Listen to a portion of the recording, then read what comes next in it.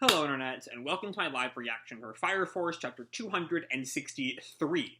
When we last left our heroes, Arthur told Vulcan to hoist Excalibur and it would point the way to you, and it worked.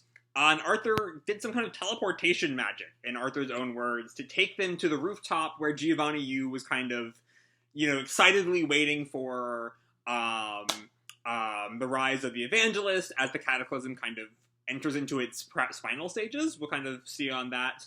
Anyway, Arthur very quickly deals with Giovanni. He sort of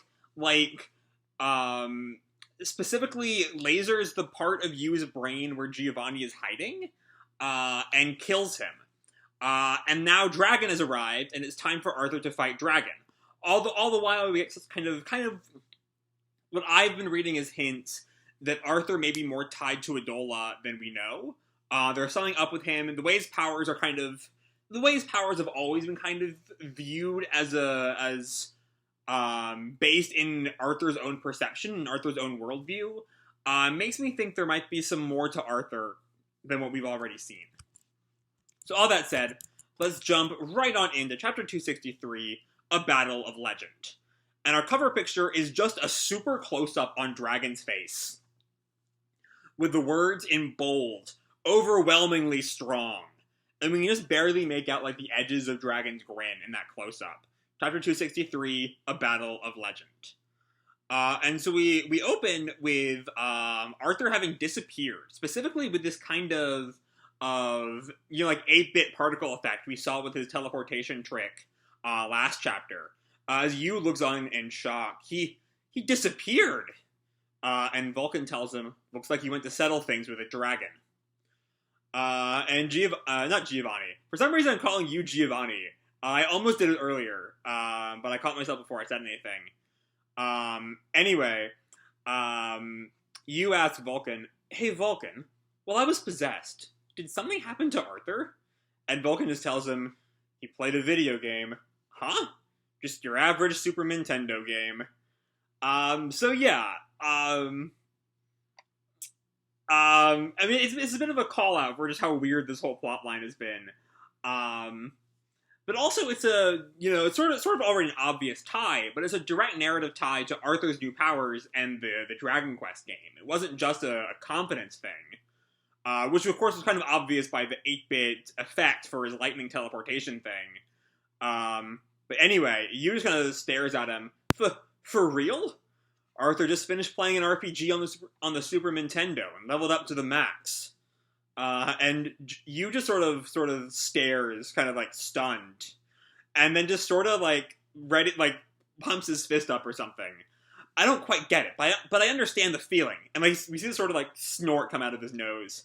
It's like how I feel super strong after watching a bunch of kung fu movies. Arthur can definitely beat the dragon, right?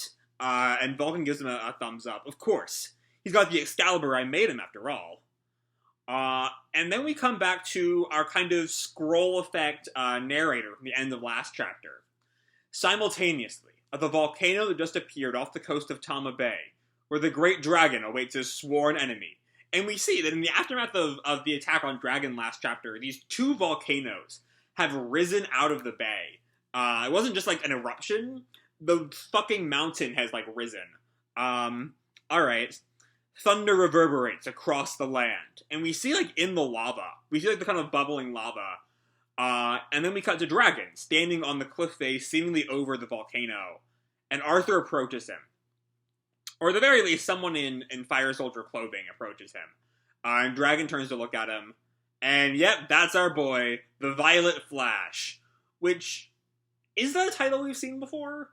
Because I half recall it. I had not recalled it at all until I saw it there. So I'm not quite sure if that's meant to be a new title or something that I just suddenly remembered. But anyway, either way, importantly, Arthur says, "My apologies for keeping you waiting." And then the Great Dragon, "What took you so long?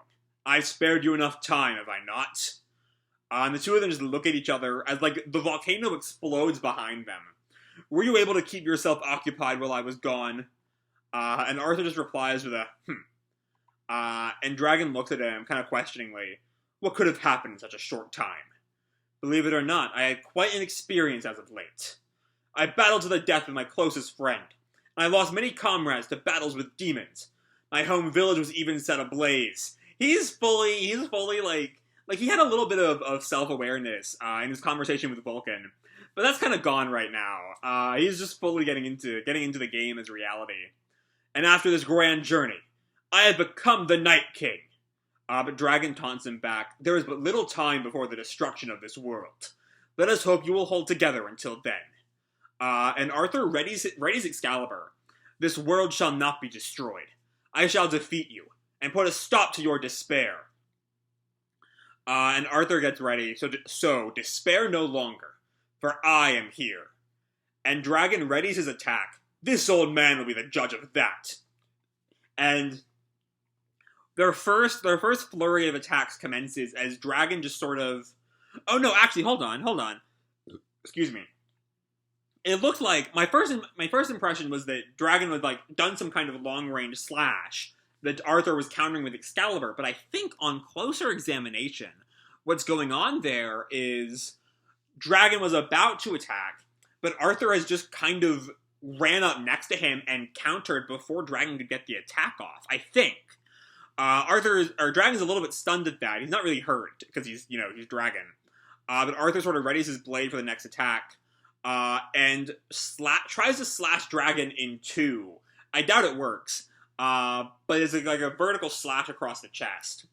We see it's aftershocks behind Dragon, and Dragon kind of skids from the looks of things.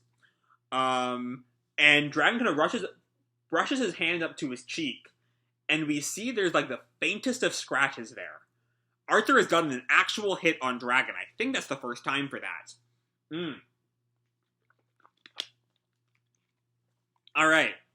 And Dragon just stands up. Not terribly hurt, but stares down Arthur. So this is what pain feels like. Interesting. And Arthur points his blade at Dragon. Don't disappoint me, boy. Keep at it. Or is that all you got? And Arthur now, as one of the volcanoes explodes behind him, jumps into the air, about to slash down with Excalibur. And Dragon lets him hit right in the clavicle. And Dragon readies his flame breath and just shoots, blasting Arthur way back into the sky. And Arthur's just sent flying past the moon. I mean, probably not actually past the moon, but like above the cloud layer into what, to our perspective, is past the moon. The dragon's roar pierces the heavens. And while up in he's literally above the cloud layer. Just sort of floating in the sky. And we see, once again, that it had not quite worked out what exactly it means. This pattern to the sky. You know, we see the moon and the stars that are very Adola influenced, but the way the sky has been influenced by Adola is something I've kind of been interested in for a while, but hasn't really had an answer yet. It's got this sort of like a little short strip with a bunch of vertical lines, and then a larger empty strip, and then another short strip with vertical lines. I don't quite know what it's supposed to represent, given that the moon and the stars are kind of influenced by human perception in tangible ways. The moon has become the moon with a face in it. The stars are little star shapes. But I don't know what part of perception the sky is supposed to represent. Either way, bit of a tangent there. Arthur is sent flying, is the important thing. And Dragon, on his wings, rises up to join him. And importantly, I'm not quite sure Arthur has any real way to stay up in the air. Unless he kind of chains his teleportation magic. But either way, Dragon just sort of starts to steadies himself and starts to fly at Arthur. And Arthur responds, "The violet flash!" And we see sort of thunder or lightning sort of crackling around Dragon. Arthur seems to have disappeared under the clouds. As Dragon taunts, "Decided to hide away in the thunder clouds, did you? I had held out a little hope, but are you simply going to hide in fear of me?" And Arthur retorts, "Don't get the wrong idea. The thunder from within the thundercloud accumulates inside the holy blade, and the lightning is approaching and sort of merging with Excalibur's blade. Violet flash descent!" And he cuts Dragon We don't quite see the damage yet, but it looks to be much heavier than anything Arthur has done previously. Upon the dragon's sturdy body, the violet flash strikes through. And we don't quite get a good look at how damaged Dragon is there. We see some, like, distinct tearing in his left shoulder. But, like, from, at first glance, on that previous page, it looks like it could have, on a weaker opponent, cut right through him. And that does not appear to have happened. His arm still seems attached. As Dragon just grins, "My body!" And Arthur responds, "Got you." He's got the power to change the narrative. This battle's getting white hot. To be continued in chapter 264, He Who Transcends. Okay. So we have a quick editor's note. Arthur's main attack, Violet Flash, which he's been using since chapter 16. That's my bad for not, remembering how often that's been used, is called Shiden Isen in Japanese. But in this chapter, as well as back in 245, Arthur just uses an attack called Shiden, which literally translates to purple electricity. We chose to keep the translation as Violet Flash, but I believe it's worth mentioning so nothing gets lost in translation. Okay. This is a really fun chapter. It's just, Arthur and Dragon having the beginning of their final confrontation. Before I get into that, I want to talk about, this final blurb, which I wouldn't even mention if it weren't for what's kind of been going on with Victor, is he's got the power to change the narrative. And Victor has been talking a lot about being in a story lately. If this were Manga Dex, I'd quickly go back and look at 261 real fast, but this is not quite as helpful layout as Manga Dex has. But my point is that nothing in the Arthur Dragon story really has to do with narrative in the way that Victor has been talking about. Or Victor's been talking about story. And I'm curious if that's the same word in Japanese, or if in the Japanese version, the word used for narrative does not have the connection to story that it does in English. I just don't know the language at all, so I can't really comment on that. Excuse me. But that's sort of my thought, is that, I mean, especially with all that Victor and Sumire have been talking about, the despair of the powerful is more, or the emotions of the powerful are more powerful, or more important than the emotions of the lesser. That's also kind of tied with what Arthur's been saying here. I shall defeat you and put a stop to your despair. Because, Dragon is one of these powerful people whose despair is influencing the Cataclysm. I'm kind of curious how that's going to eventually end up tying into what Joker questioned about if Victor really thinks the mob is so unimportant. In which Joker is right. It is important, obviously. And for reasons I talked about back in 261, that I'm not going to dredge up here.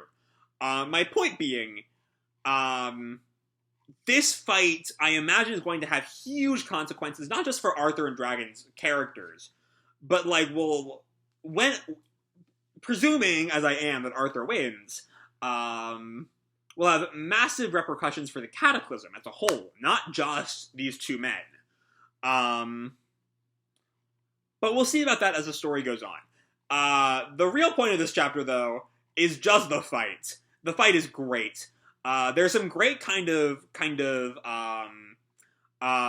banter seems too light to describe it, but their dialogue is just really good, before they start the fight. They're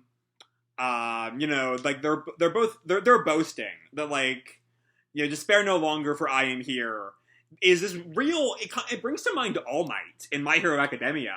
Almost directly. It's despair instead of fear, and his famous catchphrase, as I recall. It definitely has this kind of image of a superhero. And Dragon taunts him, this old man will be the judge of that, as the battle begins. It's just a great showcase for Arthur. Arthur finally gets a cut on Dragon. It's not serious at first. But just the fact that Arthur is leveled up thanks to Dragon Quest, of all the fucking things, to where he can actually damage Dragon.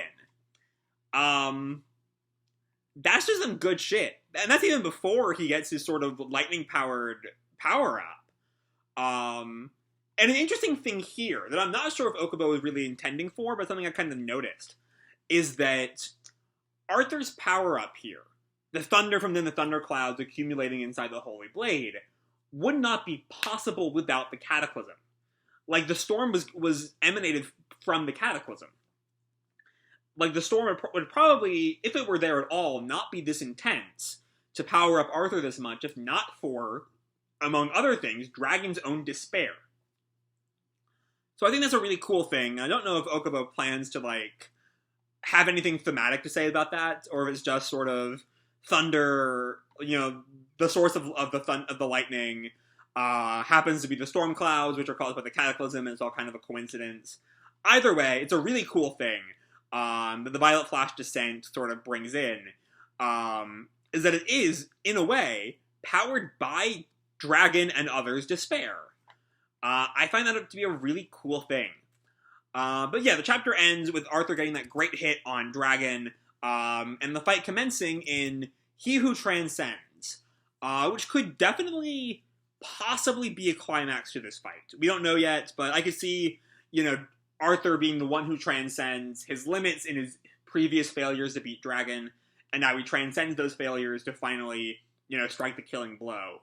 But we'll see about that next time as it all continues. So I'm going to leave this video off here. Hope you all enjoyed the chapter and the video itself. If you did, feel free to drop me a like or subscribe. You know, do whatever makes you happy, you know? And remember, your life is your own, okay? Bye!